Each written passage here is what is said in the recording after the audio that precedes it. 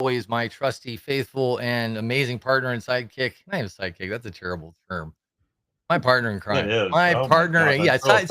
sidekick is a terrible term. Like, I wonder how the Lone I'm Ranger Robin, sidekick you're felt. Batman, I get it. Yeah, no, I get to go what? Climb buildings and you go get caught all the time? That doesn't work. My partner in crime. My partner in crime. My Brad Pitt to Danny Ocean's Ocean 11. How's that? Chad Horn. Better. Yeah. What's up, Mr. We're still Chad? criminals, but okay. Yeah, it's better. Yeah, but we're He likes smooth it. criminals. Yeah. And on our show today, we have the restaurant rock star of rock stars Hey, himself, Mr. Roger Hey, Roger. is it, I want to make what's sure I get it. happening, guys? Baudouin? Baudouin, if you That would be the French. The yes, French Canadian pronunciation would be Beaudoin.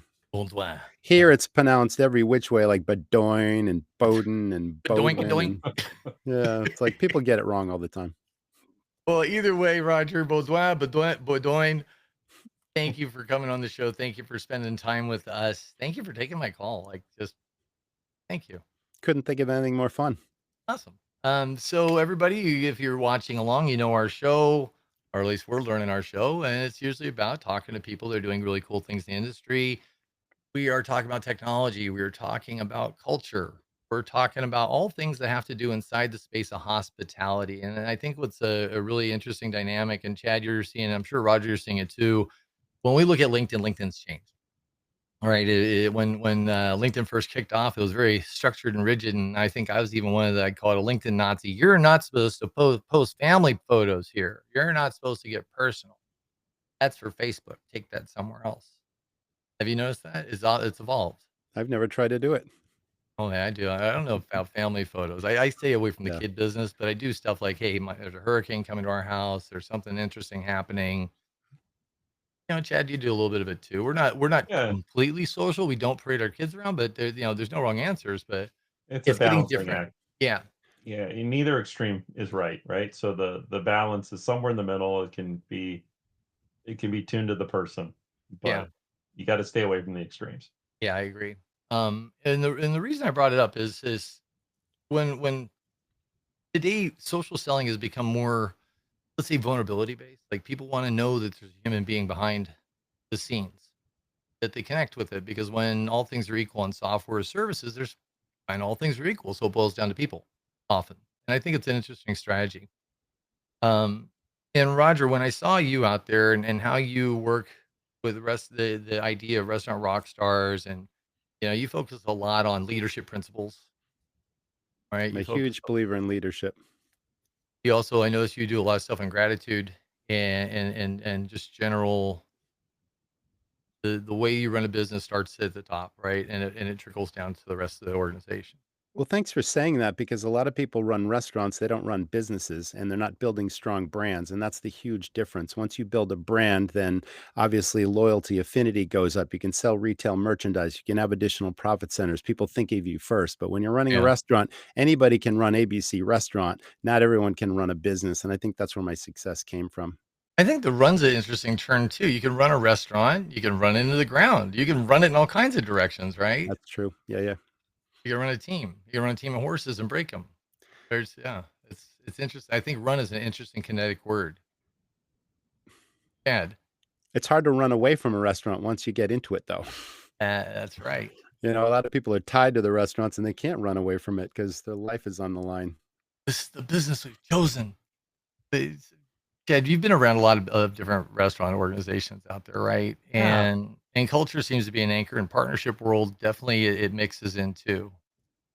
Well, I mean, just on this vein of leadership, Yeah. I'm stuck in my head now on this question of, with everything you've seen, Roger, and the people you've worked with, what kind of people? How would you characterize people that might want to run a restaurant, run a business, but just shouldn't? Oh, And then who should? And then what's the middle ground where you should if they have the right tools or the right training and coaching and mentorship by someone like you? I call them systems, and I think there's three foundational Mm. systems to any successful restaurant. And the first would be leadership, accountability, staff training, recognition, and rewards. That's one. The second one is cost controls and maximizing profit. And the third is marketing firepower and affinity. But when I say marketing, it's not an experiment, it's trackable where you know where is the business coming from and what the ROI is. Those three things. If you've got those three systems in place, you're going to give yourself the best chances for success. So before we got on the call, and this adds to what Chad's talking about, right? Is we're talking about, and I think this is interesting for entrepreneurs and business leaders, is the idea of firing yourself, right? You said you don't like. I think you said you had some aversion to a word, and was it delegate, right? Well, two That words, management or manager mm, and delegate. hmm Because I believe that just because someone holds the title of manager or they're promoted to be a manager doesn't mean that they're competent or experienced to lead and that they can get the optimum performance from their team. I don't like the word delegate because anyone can tell somebody what to do and even how to do it, but it's really rare to empower someone to recognize talent in others, to nurture, develop that talent, give them additional responsibility, and then incentivize and reward them for the achievements that they pull off for your organization. That's a huge paradigm shift between leadership and delegation. I'm sorry, management and delegation. well, it goes back to the I told you what to do, right? That's a whole that's all that conversation there wouldn't happen in the world you're describing, right? Culture fits into that too, though. I mean, if you create a culture where there's team spirit and mutual respect and people are all moving in the same direction and there's fun and incentives and bonuses and recognition, I mean, all that just makes it so much harder to jump ship because you think the grass is greener somewhere else. And I think we had a lot of success doing that with some of the things we came up with that made things fun and productive and team spirit related. So that was our culture: hospitality, family, and fun. Hospitality is the foundation of our business. Everyone knows what that means, even though you Yeah. might have a different definition. And then we wanted our team to feel like family. We wanted the guests to feel like family. And then we just wanted everyone to have fun. And that was a simple culture, but that's essentially what ran the ship. I have a question, but Chad, you go first. Yeah, I'm curious. So while you were talking, Roger, I thought of that, I think, somewhat famous saying, where you don't rise to the level of your goals, you fall to the level of your systems. Oh. You Hmm. probably say that yourself to Wow. people all the That makes sense. Absolutely. time. um, and I'm curious, you with the fun aspect, do you encounter a persona, a person who says, "Well, I got to do it this way," i.e., eschew the system, eschew some of the things that they should have in place, because it's how we maintain our positive culture, that spirit of fun. And so they push back on the need for systems in pursuit of that. Do you encounter that persona? All the time.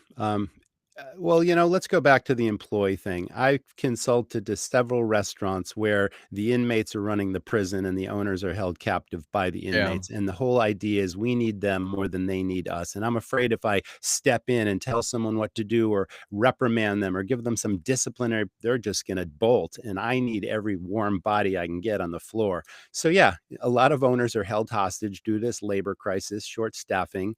They're just trying to get the food out and make everything as smooth as they can, but they don't want to ruffle feathers or, rock the boat too much. And that's a real problem because So it's in that obvious, right? It's obvious to the guests and it's obvious to the team that the owners are not in control or the so in managers. that kind of state, right, where, it you're surviving, right? You're getting Yeah. by for a while, but you decide that you can get out of it. What is the first step in trying to break out of that rhythm?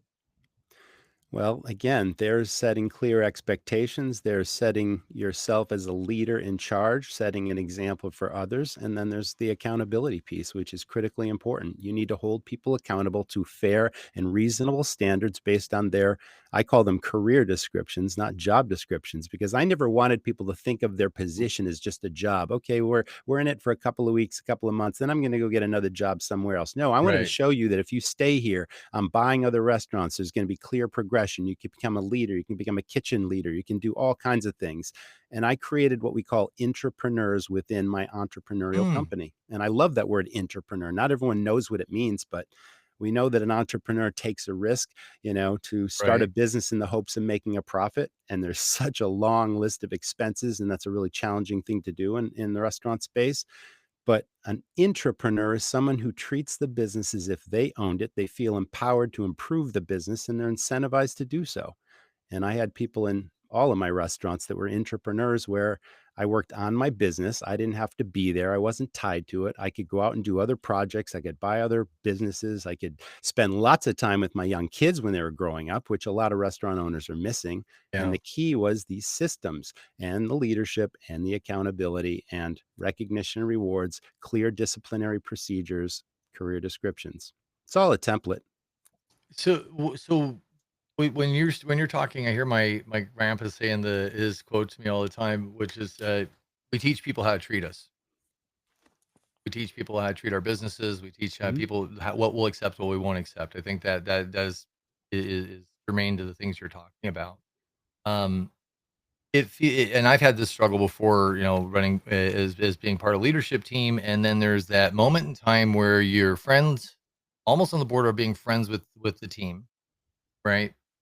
And then there's that moment you realize that there's something that happens that says we can't have nice. This is why we can't have nice things. You become the friend or too friendly, and now it's hey buddy, and you've lost the organizational part of that leadership, which is I am now I'm just next to you. There's nobody better than anybody else in the business. Every person is a person, right? However, there has to be some rank and file, and people have to follow a chain of command, and it breaks down, it seems. Or how do you help people establish that balance between friendship and employer, and keeping the camaraderie to the place where it's acceptable, professional, and rewarding, but not lose just stay out of hey buddy land. That's the best way I can say it, because I've heard so many times, hey buddy. I'm like, I am not your buddy. I've been nice to you because I like you, but we have work to do, right? Well, I can give an example.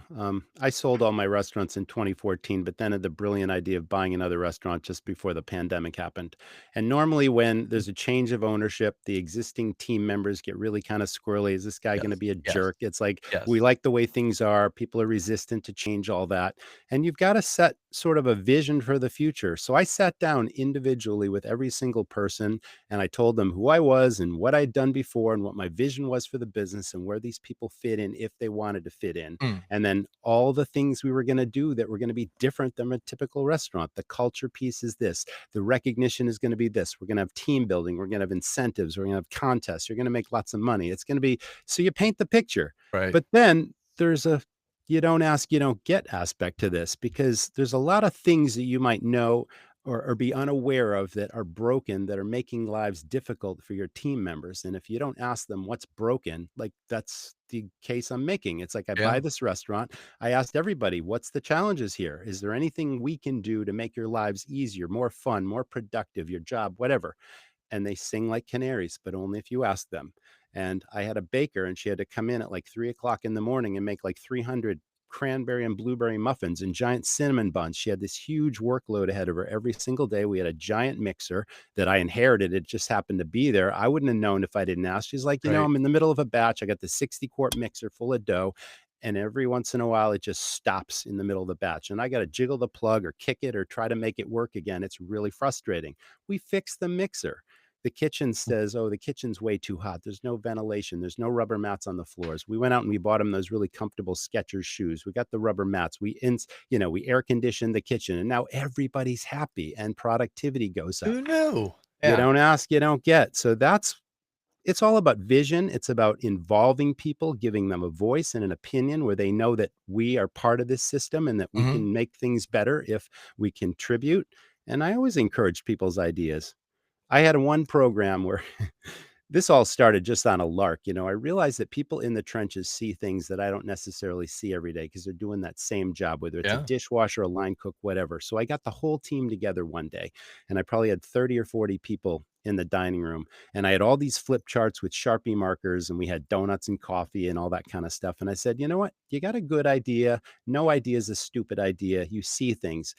If you have any idea to increase our sales, improve our profit, a new marketing idea, preventative maintenance, something that's going to improve the bottom line, if I can track it, I'm going to make a short list of all these ideas. And if I think I can track an ROI or some sort of bottom line needle mover there, I'm going to give you a piece of the action for as long as it continues to drop money to the bottom line and as long as you work for me.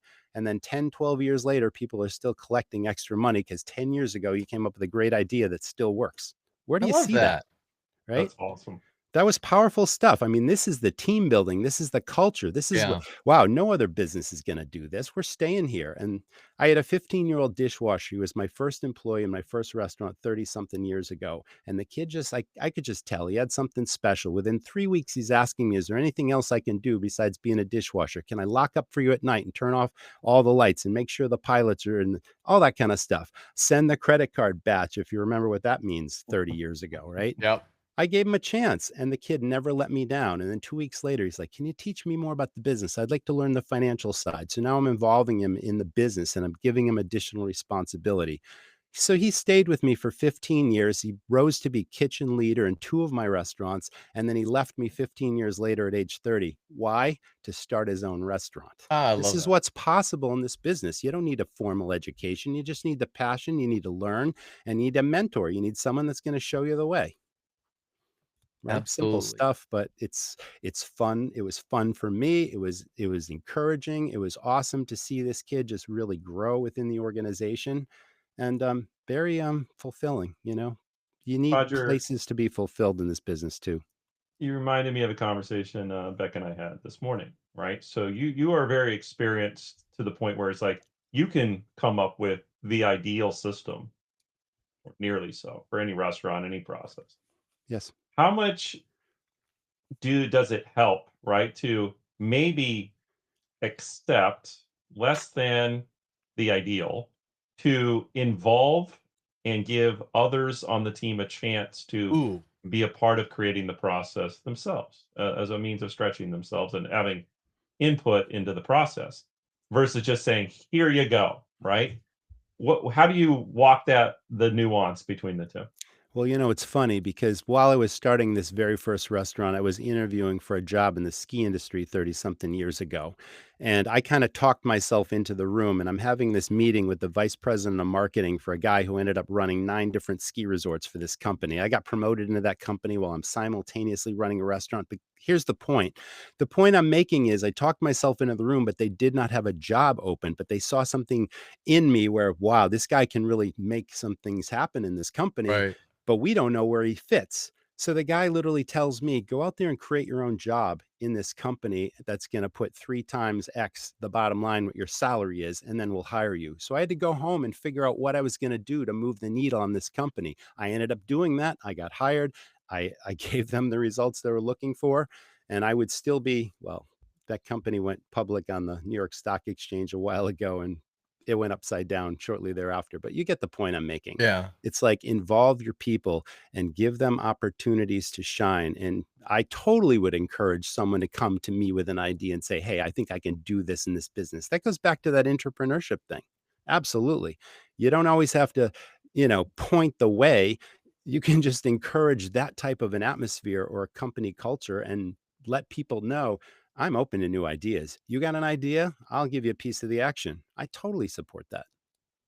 It's funny because one of the regular conversations I know I have in the industry now is how much more opportunity it feels like there is to do that for someone these days versus even a few years ago because of AI, right? All of these organizations True. that Mhm.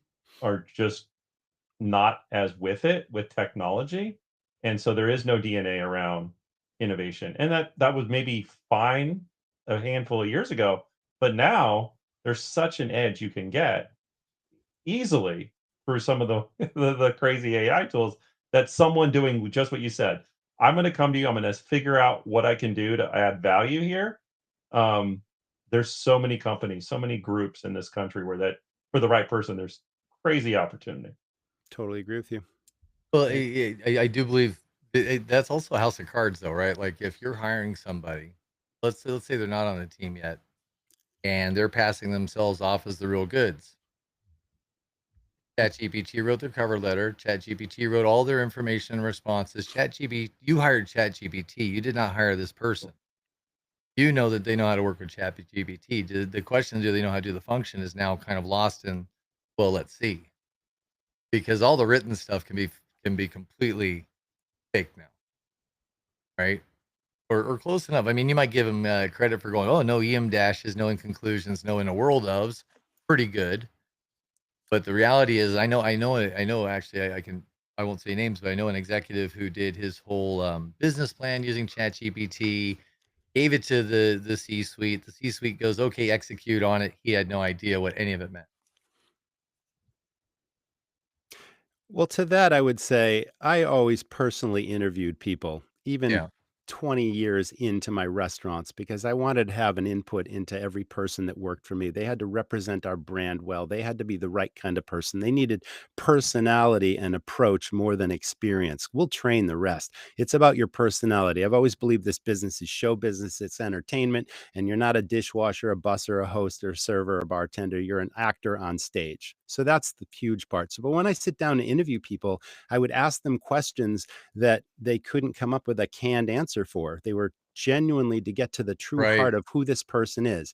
You know, what achievement are you most proud of? What would your high school English teacher say about you? Just really off the wall Or questions that anecdotal stuff, right? they couldn't tell me what they thought I wanted to hear. They had to really speak genuinely from the heart. And then I would get a good sense of, is this a genuine person? Does this person fit this organization? How are they going to interact with the other people? And I wasn't the only person to interview them. We'd put them through a couple different, key people in the organization. But it would always start with not the standard questions. What have you done before? Why'd you leave your last job? Stupid stuff like that no one cares about. But getting to the heart of the person's, inner core and why are they here? What's their motivation? Have you ever been in a restaurant before? Have you ever been a customer here? It's like, tell us some things that you can't just tell us what you think we want to hear. And that Yeah. always served me well.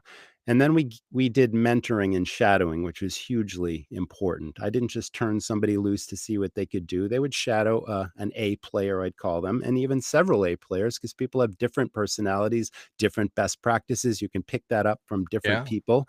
And then we see what they would do, but they were constantly holding their feet to the fire. There were quizzes on product knowledge, restaurant knowledge. I never wanted any guest to ask any team member a question they couldn't answer, where I have to go, "Oh, I don't know. Let me go ask my manager." You Well see that happen all the time. well, in line So, with that, you because know, you opened the door earlier on this, so yeah, I love the idea that you have a path for people. Call it the path or the mentorship or apprenticeship is something you don't see a lot in the U.S., but similarly, right? Um, and it feels it could be hit and miss. Because earlier you said sometimes people are promoted to the position and they aren't fully equipped. Maybe they don't know absolutely. food costing. Maybe they don't know the math. Maybe they're fantastic. They know how to they know how to schedule a shift or whatever their Mhm. core competency is. So in this idea, help us understand like how do you get to well rounded? Because I might take them under my wing for one thing, but how do I know the moment they're ready to be promotable, or what are the things I do to prepare for preparing them? Well, without getting into too much detail, Yeah. this leads back to the accountability piece. Because I said I don't believe in job descriptions, I believe in career descriptions. And there were three key elements to any career description. And they would vary by position, of course. But the first, at the very top, is a series of words or phrases or whatever that I called key success factors. And that's what I would expect any person coming into this position to bring to the table without training, without experience. And what are those things? And they vary. It's genuine, it's caring, it's honesty, it's attention to detail, it's cash handling. It's varies, right? But you get Yeah. the idea. I want you to bring these basic things to the table, whether you've ever worked in a restaurant or not. The main meat or the main body of it are primary responsibilities. It might be 5 line items, it might be 10 based on the position. But next to every one of those line items was a blank line. And I would sit down with a new, and I hate the word hiring because I recruited, I didn't hire. But you got a new recruit sitting in the chair and you're going over these primary responsibilities. They got a copy, I got a copy, and I'm reading word by word each line item. And I ask them two questions. Do you understand what I expect for you to be successful with this responsibility? And two, do you agree to do it to the best of your ability every shift, every day? And if they answer yes, they initial the line, and there's the accountability. They might be doing the job great for 3 weeks, and then all of a sudden I see things going sideways and they're not doing those things as they said they would. And that's when the critique happens. They get pulled into a private situation, your office, somewhere there no one, you praise in public, you Public. critique in Yeah. private. But instead of being the boss and saying, get out there and do it the right way, you're supposed to be doing it this way, get out there. No, I would say, this is what you said you could and would do. I'm seeing you do this. How are you going to change the performance, change your behavior. And then I'd sit back and wait for the answer. And they would have to tell me what they were going to do to correct the behavior. And as soon as they walked out of the office, it had to change because they didn't want to be called on the carpet again. And Right. that's the accountability piece. And then to answer your question, the third part of a career description is if you do a stellar job in all these responsibilities, this is what I think you can do, whether it's a promotion where you can go next or something that I can empower you to take on that's going to improve this business that's Mm, related to what you've shown me you can do. And that was my template. And that worked like wonders. It was fabulous. And nice. then, of course, you need disciplinary procedures for minor and major consequences, but then performance reviews every 6 months based on how well they did on their career description. And that's where the incentives and the bonuses and all that kind of stuff come in. And then along the way, there's team building exercises, there's recognition and rewards every single week, there's prizes, there's contests, there's all kinds of stuff going on that's fun. That's basically the framework for accountability and expectations. That's called investing in your business too, and it's a good investment. But that's we started about what do you do first, and Yeah, it's yeah, like you yeah, yeah. need this framework and you Oh, need to set the vision with these people and you need to encourage their voice and their opinion and say, "You know what? You're not just an employee here. You're yeah. part of something that's going to make us successful or not." And we're Farmers looking have for to. people to make us successful. You gotta nurture it. Yeah, you Yeah. have to. We're coming up not too far from time, and I want to make sure we talk about some of the fruit of this approach, Roger. I mean, from Yeah. throughout your career, what are some of the highlights for you that said, that tell you, prove to you that this approach to business bears fruit, right? And open to your definition of what fruit means. Well, fruit was always about loyalty, increased repeat business, positive online reviews, and increased profitability. And I had Mm, people across the organization that were empowered to do all of those things. So, one particular example that was probably a big needle driver was creating a mug club. And we know what these mug clubs are. You go into a sports bar, you see the mugs hanging, all mhm. that kind of stuff. So, 20 something years ago, I wanted a mug club. We had draft beer handles, all that kind of stuff. I didn't want to do it. So, there's that word empowerment. I had a bar leader that was running the bar, did a great job, and I said, "Go start a mug club." I didn't tell him how to do it. I'm like, "Figure it out." So he brought in 25 mugs to start, and this guy could talk to people. He had a great personality. He sold those things in like a day, and then we ordered more. And when I sold that restaurant in 2014, he had sold 1,200 mugs that got renewed every single year for 60 bucks a pop. He brought in $60,000 in cash, and it was free and clear cash because we got a sponsor to put their logo on the mugs and the t-shirts and all that Ah, kind of stuff.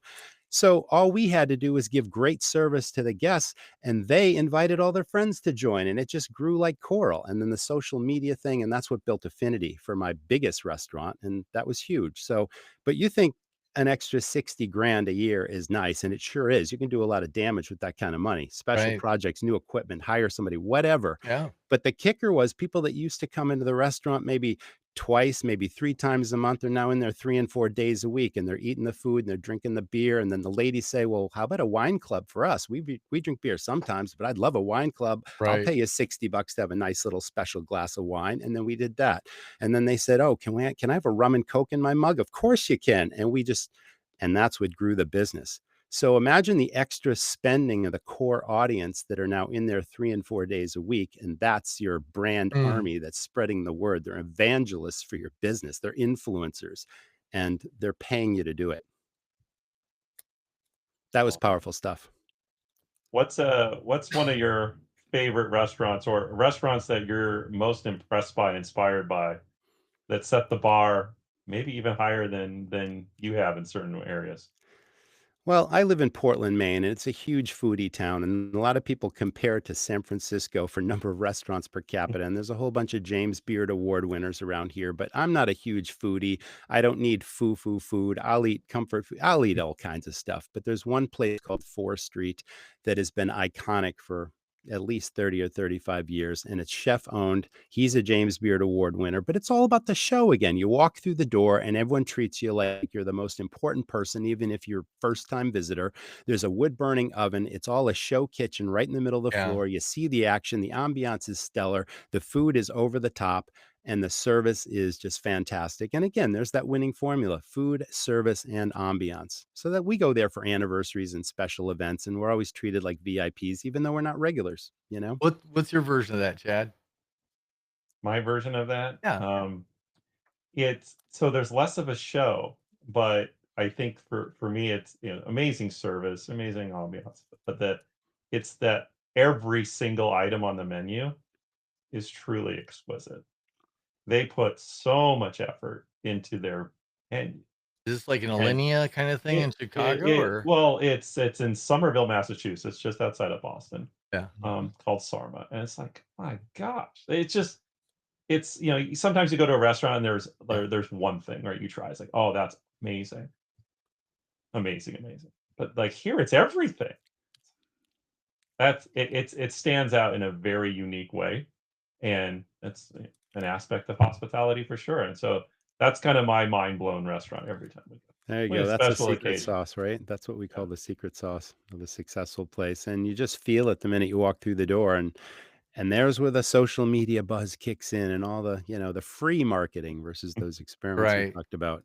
And your guests are your best brand ambassadors. That's a winning formula for sure. There's a place near here called Roca, uh, and it's a Michelin star restaurant, little bistro. But what they do that is the king of the show that just makes it memorable is they do a tableside mozzarella made fresh on the spot, and so they stretch the curds, and then they make the in the warm water, melt it down, and they beautiful, and then they slice this warm mozz and put it on heirloom tomatoes, and every single person in the place is snapping pictures as it happens of your table happening, and then theirs, and it is yeah, it is probably one of the most beautiful pieces of cheese I've ever eaten. It's almost like a living calamari of milk fat. It is just amazing.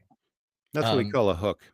yeah, it is. You can't have too many hooks, and those are the things that set your place apart from the competition. Unique, different, special. Bring the phones out, spread that on social Yeah, media. What adds to the experience? Those are your hooks. You can't have yeah. too many of them. That's We cool. we literally went to dinner at Barcelona Wine Bar, and then we're like, "We still gotta go to Roca and get the cheese." It was like that freaking good, so, Yeah, so um, memorable. Yeah, you'll never forget it. yeah, and when you come, Roger, and when you're in F Tampa, I will take you there, and Oh, we will awesome. have dinner, and it'll be fantastic.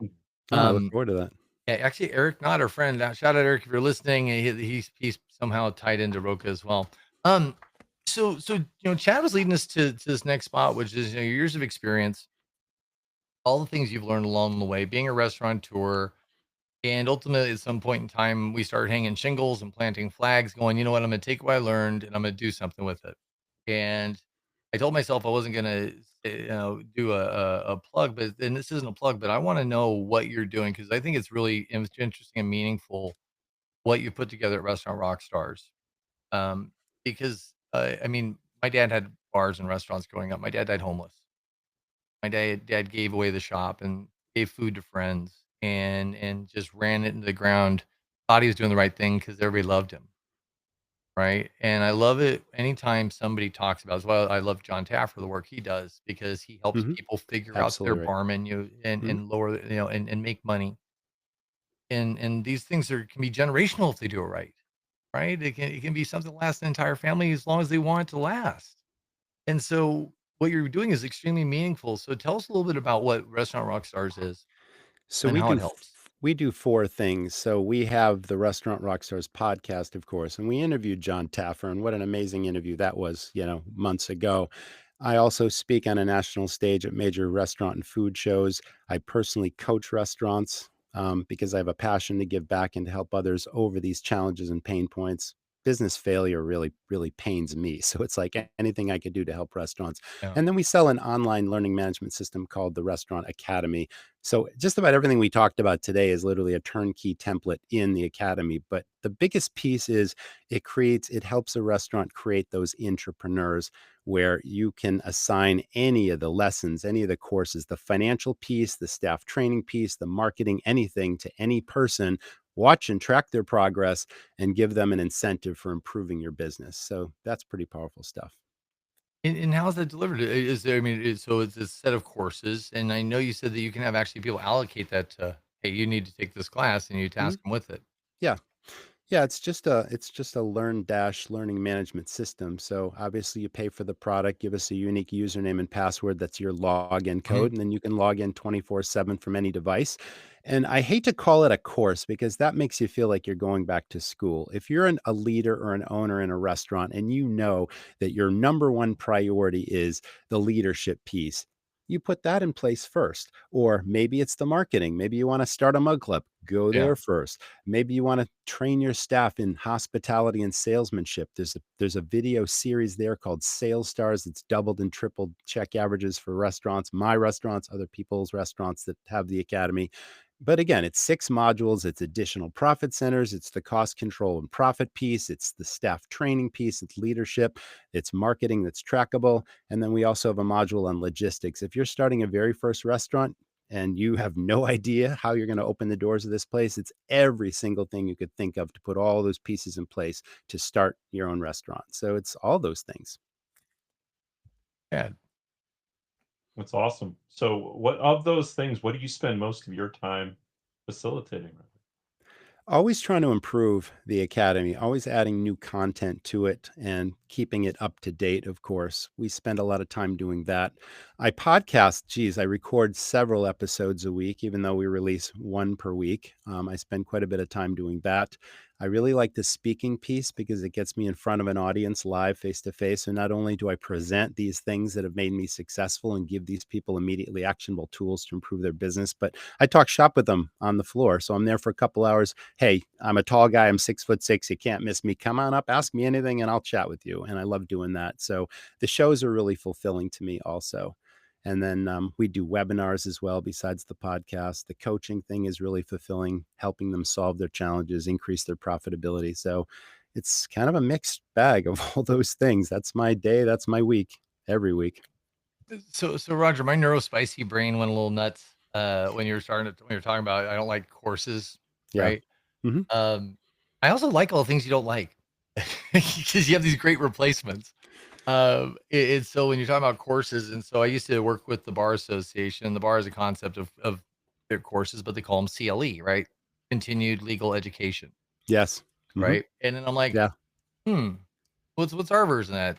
CHE, continued hospitality education. All of a sudden, I went off to the acronym of cheese, right? So continued hospitality education, empowerment, service, and entertainment, or Oh, some geez. version of that. Like you be the Jeez. cheese. Sorry, my brain goes nuts. But I do like that continued hospitality education, right? Because it is not and it's that's an infinite game. You're never gonna learn it all. You're always gonna have to learn to be able to learn something new.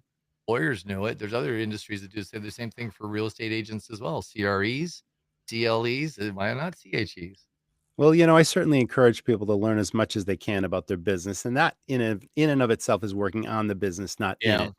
But think of it as an exit strategy where you don't have to be tied to your restaurant 24/7. You can empower your team to have your back and run it. They say you get a system if you can leave your business for a day, a week, or a month, or even longer. And when you come back, it's just as successful, or if not more so, than when you left. Mm. That's a system. I was able to do that. I don't run across a lot of restaurants that owners that aren't there all the time because they feel like they have to be there all the time. So exit strategy means different things to different people. Maybe you want to sell your restaurant someday, but you can't sell it and get much value out of it if it's not systemized and turnkey. right. Because maybe the next guy Because you that are the buys it, system at that point. yes, you're the system. Maybe Yeah, someone just wants an investment, but it's not an investment if it's not running itself. Maybe you want to open other restaurants. Maybe you want to franchise. Maybe you want to get into a different industry and start another business. Like I went and did real estate projects, subdivisions and building spec houses and all this other kind of stuff. My team had my back. Or maybe more importantly, you want to spend more time with your family and friends and not miss their high school graduations and their soccer games. A lot of restaurant owners are missing that. So that's your exit strategy. You've got a tool here where you can empower and have people in your business learn a piece of the business, execute it, run it, incentivize them. Wow, there's a system. It's huge. And that's called trust and giving people, the benefit that they have good judgment and that they really care and they won't let you down. And more often than not, they don't want to let you down. well, there's no love where there is no trust. Those 2 don't those Mm. if trust doesn't exist, love doesn't exist. I'd argue that. Right? Not Yeah. real love, right? So true. Um, I mean, right, we could go on and on. I'd love to have you back for another episode where we can riff on another cool subject. Um, Profit piece. We need to talk about the I profit like Mm. piece yes. next. Menu costing maybe, right? All those things. Yeah. All the I all like the that. money that's being left on the table Yeah. when margins are shrinking and labor costs are the highest ever, and it's like, what can you do? You don't want to lose your life savings. You want to boost those margins and get back to where you should be. Mm. And a lot of restaurant owners aren't doing that, don't know how to do that. And that's a whole topic unto itself. Then that's what we'll do next.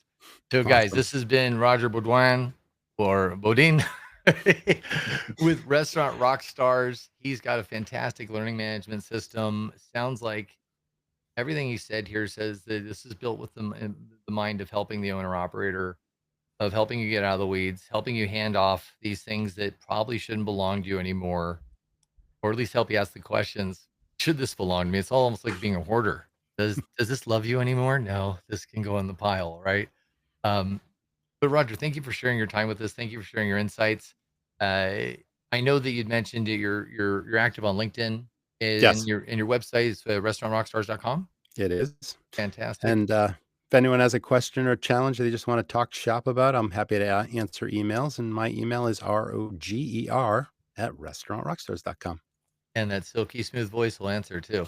Yeah, Uh, there you go. and Roger, last part, Yeah. because we like doing road shows, and you said you do road shows, and you're a public speaker. Is there anyone that will be have an opportunity to see you either this quarter or next, or going in next year?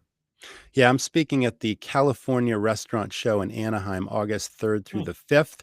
And then September 7th and 8th, I'm speaking in Calgary, Alberta, Canada at the Next Food Expo, which All is going to That be a right. must be really the new dynamic, hotness. brand new show. The Yes, Next Food Expo. It's going to be really cool. put on by our friends Dominic Padula and That's Jay right. Ashton up there. Yeah, it's That's promising right. to be really big. I know that Cisco's involved now, and they got all kinds of Mhm. great sponsors and things. It's going to be a really good show. So I'm if you're excited for it. looking to do business in Canada, you might want to look up the guys, Jay or Dominic, and ask if they may have some availabilities there still. But Oh, Roger, and I'll be in Orlando early November for the Florida Restaurant Show and Oh, Pizza Expo I as will be well. there for that. We will meet in person. Great. I look forward Yeah. to seeing you there. Yeah, yeah. In fact, if you happen to be in Tampa beforehand, I'll take you to Roca. There you go. The stars may all align on those things. The Jupiter effect. I'm ready. All right, Cool. guys. Well, everybody, thank you so much for tuning in. Thank you, Roger, again for being Thank our you. guest here. Chad, thank you as always for being my partner in crime. And thank you, industry, for letting us have this platform and opportunity to talk. Everybody, please have a blessed day and Stay take care. well. And we're almost out. Now we're out.